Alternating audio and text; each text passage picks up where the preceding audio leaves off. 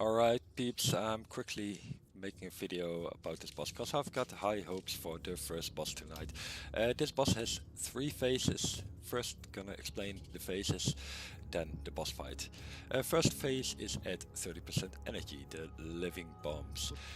There will be 3 living bombs and we all have to stack. Everybody, ranged, healers, DPS, everybody stack on the bomb and nuke it down ASAP. Watch out for the laser that's coming off it.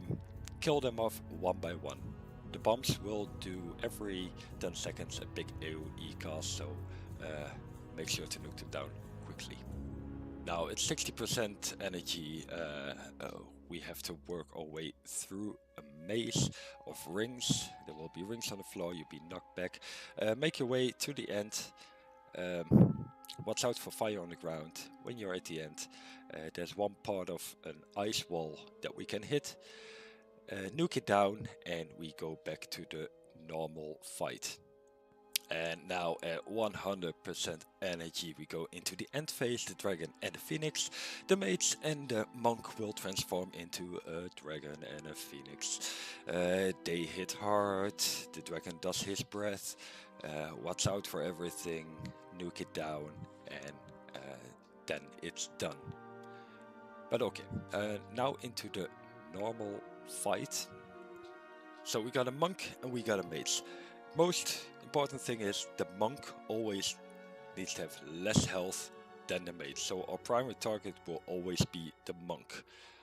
But let's first talk about the mage. The mage has 2 abilities. One is Pyroblast. She teleports away to a random player. She gets a shield around her and she will cast Pyroblast. What we have to do is nuke the shield down as soon as possible and interrupt the Pyroblast. The other ability is Searing Ember debuff. It will be on random raid members and it needs to be dispelled as soon as possible. Now those were the main abilities of the mage.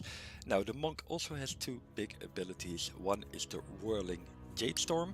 It's a big AoE. He will jump away and he does a big AoE thing. When we get into range, it's interrupted. Now the other ability is Multi-Sided Strike. It's mainly on a tank, but on heroic, also on random raid members. The monk casts Multi-Sided Strike.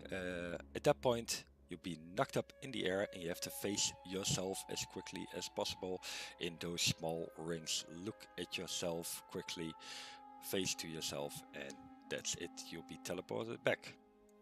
Well, at that point we cannot attack the monk, so we go for the mage. So normally priority is the monk.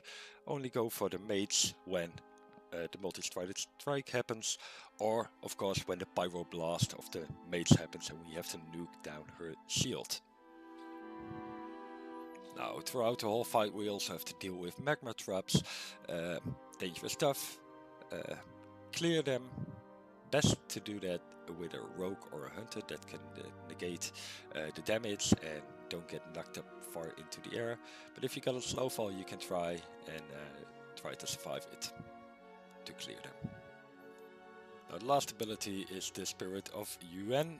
It's a tiger. It will target somebody and that person has to guide it. Nobody should be in 5 yards range of the tiger and quickly nuke the tiger down.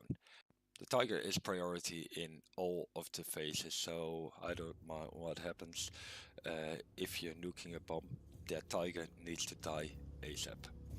So those are mostly all the abilities that's happening. It's not that bad, but most of the abilities can overlap with each other. So let's see how this goes and have fun, guys.